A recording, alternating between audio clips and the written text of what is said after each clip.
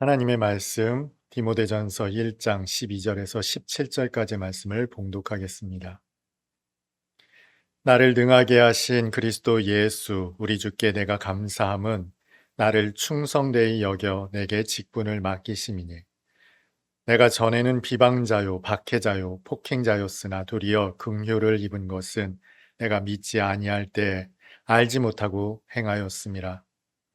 우리 주의 은혜가 그리스도 예수 안에 있는 믿음과 사랑에 함께 넘치도록 풍성하였도다. 미쁘다. 모든 사람이 받을 만한 이 말이여. 그리스도 예수께서 죄인을 구원하시려고 세상에 임하셨다 하였도다. 죄인 중에 내가 괴순이라. 그러나 내가 긍휼을 입은 까닭은 예수 그리스도께서 내게 먼저 일체 오래 참으심을 보이사 후에 주를 믿어 영생 얻는 자들에게 본이 되게 하려 하심이라. 영원하신 왕 곧 썩지 아니하고 보이지 아니하고 홀로 하나이신 하나님께 존귀와 영광이 영원 무궁하도록 있을지어다. 아멘. 윤동주라는 시인이 남긴 시가 있습니다. 많은 시 중에서 서시라는 시를 좋아합니다. 그런데 이 서시는 저에게 큰 과제를 하나 남겼습니다. 시 마지막 부분에 이런 구절이 있습니다. 나한테 주어진 길을 걸어가야겠다. 과연 나한테 주어진 길이 있을까요?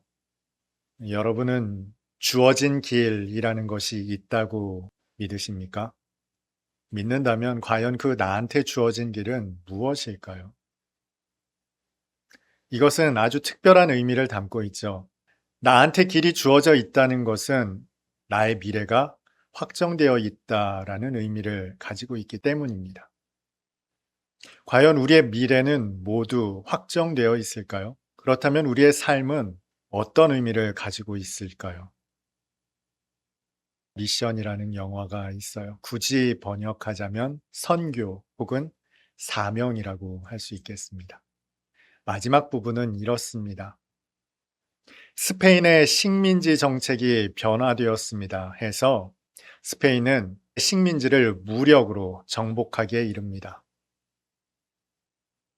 이때 영화의 두 주인공은 전혀 다른 길을 걷습니다.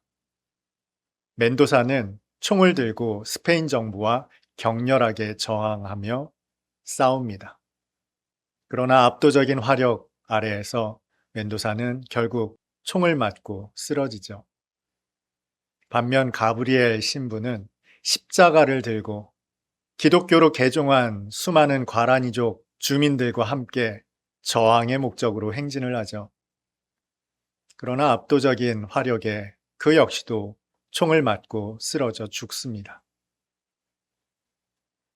목적은 같았습니다. 스페인 정부에 저항하는 두 사람의 삶, 그러나 그들이 걸어간 길은 전혀 달랐습니다. 한 사람은 총으로 저항했고 또 다른 한 사람은 십자가를 들고 행진하는 것으로 저항을 표시했죠. 그들의 결국 역시 마찬가지였습니다. 그들은 같은 목적을 가지고 있었어요. 그러나 그들의 신념은 달랐고 그 신념에 따라 그 길을 걸어갔습니다. 이것이 우리가 오늘 이야기하려는 주어진 길일까요? 오늘 본문을 통해서 나누어 보도록 하겠습니다. 삶은 주어지는 것일까요? 아니면 스스로 개척하는 것일까요?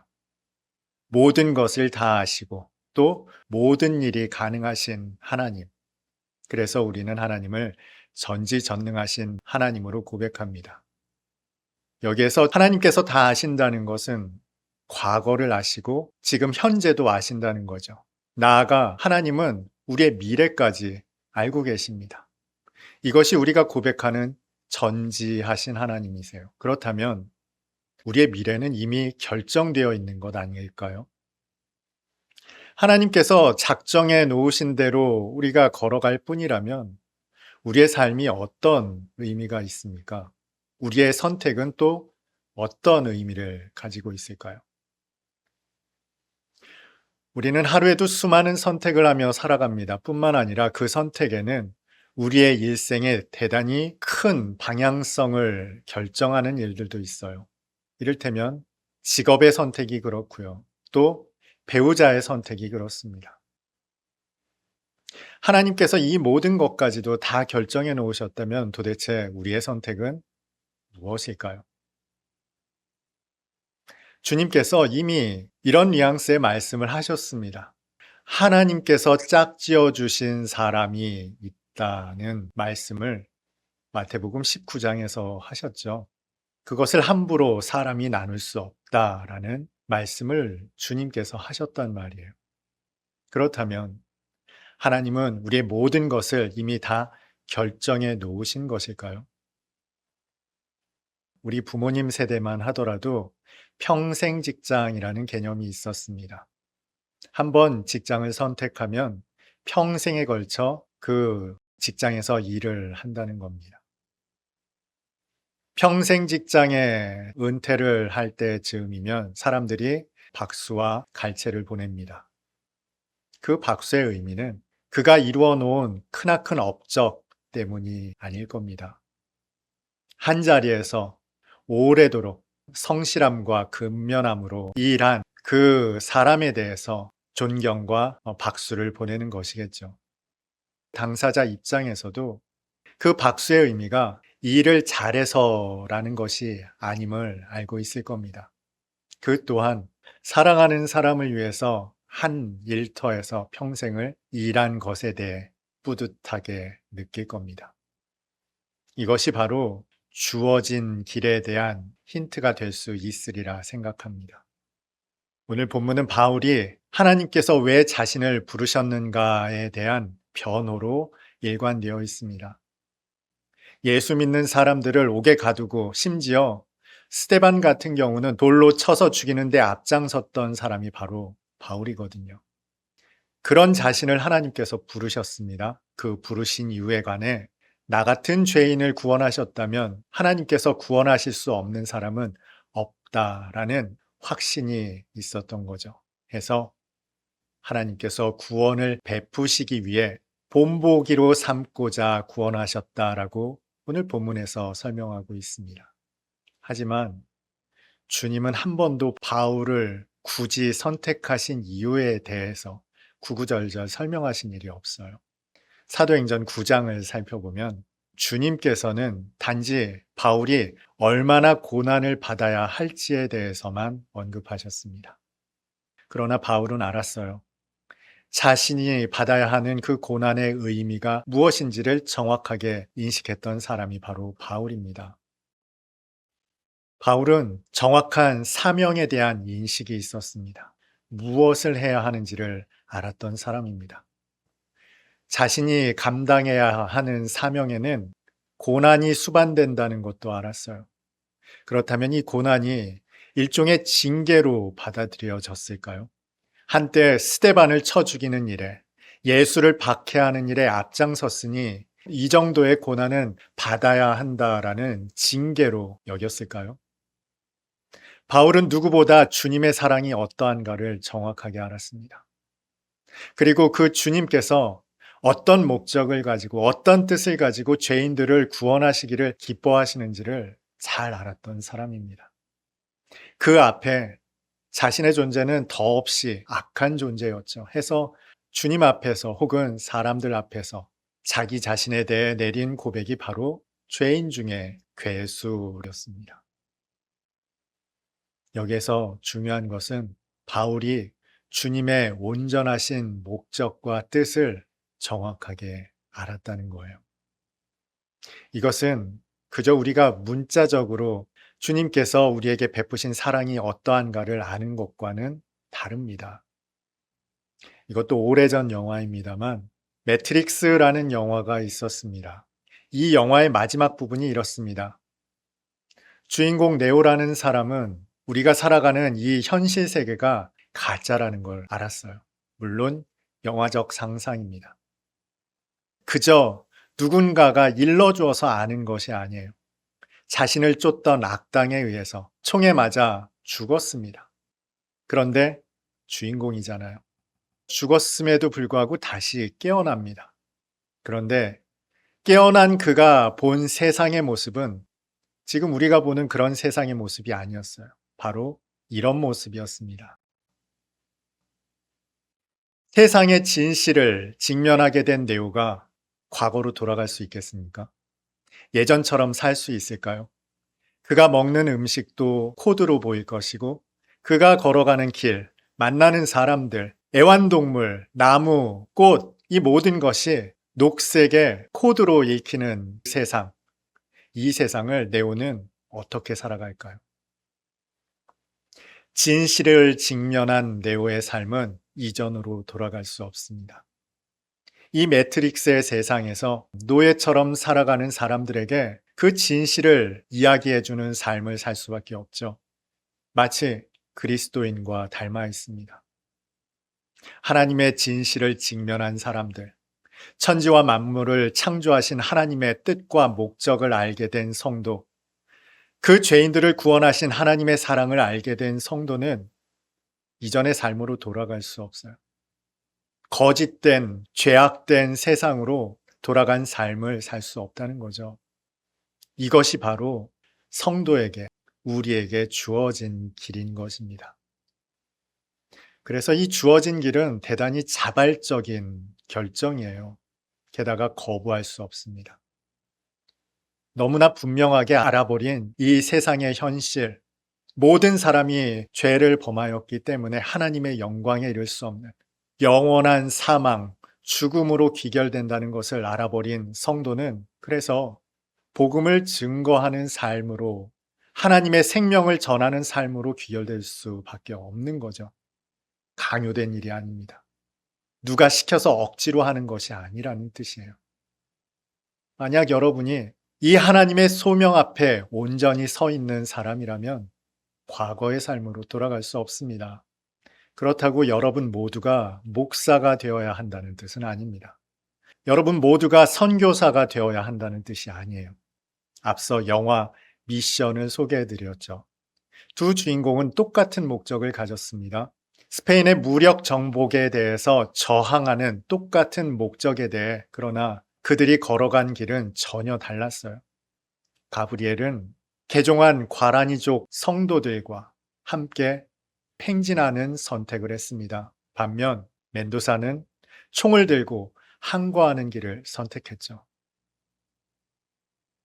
여러분, 우리에게는 하나님께서 주신 길, 주어진 길이 있어요. 그런데 그 주어진 길을 걸어가는 방식은 전혀 다를 수 있다는 거예요. 여기에서 또 한 가지 궁금한 점이 있을 겁니다. 그렇다면 나에게 주어진 길은 무엇인가? 내가 지금 걸어가고 있는 이 길이 맞는 길인가 하는 의구심을 가지신 분들이 있을 겁니다. 어떻습니까? 여러분 지금 잘 살고 계세요? 하나님께서 주신 길, 나에게 주어진 길, 그 길을 잘 걸어가고 계십니까? 만일 이 질문에 답하기 어렵다면 분명한 이유가 있습니다. 나의 소명이 불분명하기 때문에 그렇습니다. 하나님께서 나를 부르신 그 소명이 불분명하기 때문에 내가 지금 맞는 길을 걸어가고 있는 것인가? 의구심이 생긴다는 거죠. 이런 겁니다. 많은 사람들이 안다는 것을 착각해요. 제가 예전에 아이들을 가르친 일이 있습니다. 시험지를 가지고 와서는 이렇게 말해요. 선생님, 아는 문제 틀렸어요. 분명히 문제집에서 봤던 문제라는 거예요.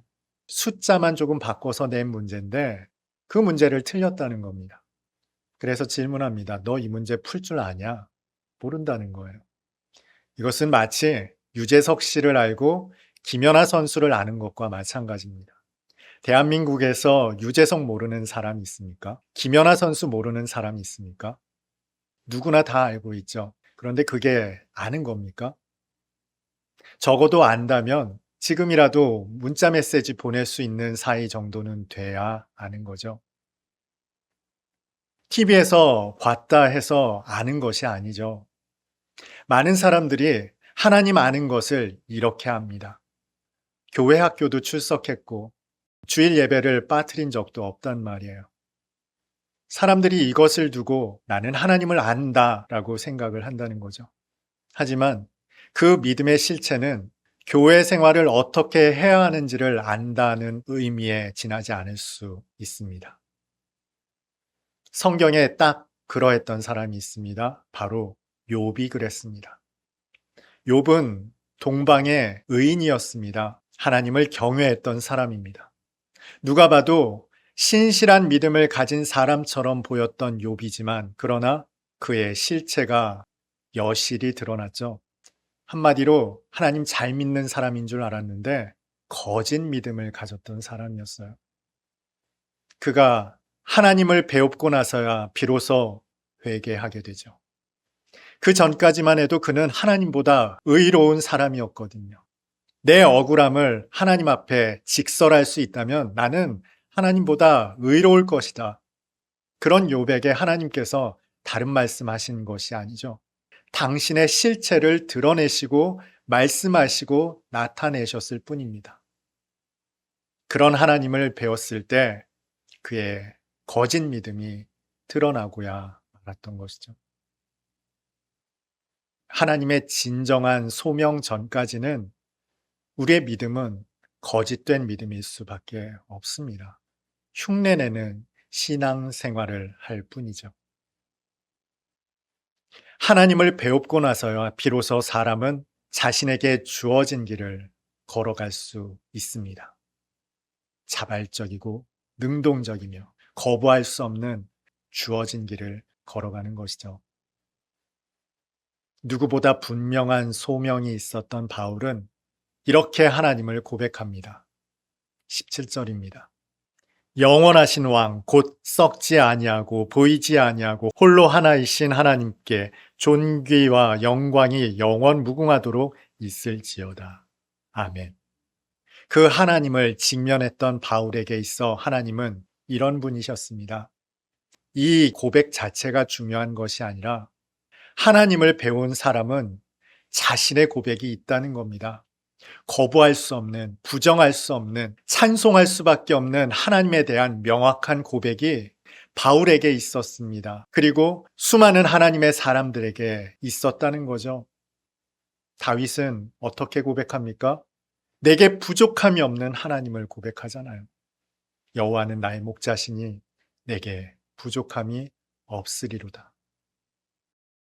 오늘 본문은 바울이 디모데에게 쓴 서신입니다. 바울은 한 가지 소망이 있었던 거예요. 자신이 하나님께 드렸던 이 고백, 자신과 똑같은 길을 걸어가게 될 디모데가 자신과 똑같은 이 고백을 하나님께 드리기를 바랬던 것이죠. 성도에게는 주어진 길이 있습니다. 거절할 수 없는, 거부할 수 없는 분명한 길이 있습니다. 가브리엘의 길일 수도 있고요. 멘도사의 길일 수도 있습니다. 혹은 욥의 길일 수도 있고 바울의 길일 수도 있습니다. 여러분 모두가 목사가 될 필요는 없습니다. 또 선교사가 될 필요도 없습니다. 다만 분명한 것은 명확한 소명이 있는 사람은 하나님께 존귀와 영광이 되는 삶, 그 하나만을 추구하는 자신에게 주어진 길을 걸어가게 된다는 것이죠. 주어진 길에 대한 나의 선택이 다르기 때문에 다른 모양으로 나타납니다. 옳고 그름의 문제가 아니라는 거예요. 분명한 것은 하나님의 온전한 뜻과 목적을 안 사람의 삶은 분명하게 주어진 길이 있다는 겁니다. 하나님의 소명과 구원을 받은 모든 성도는 주어진 길을 걸어갑니다. 그러나 그 선택은 각자의 선택에 따라 다를 수 있습니다. 그러나 그 지향하는 바는 같죠. 하나님의 영광이 되는 삶입니다. 오늘 예배드리는 여러분 모두에게 하나님의 분명한 소명이 있기를 바랍니다.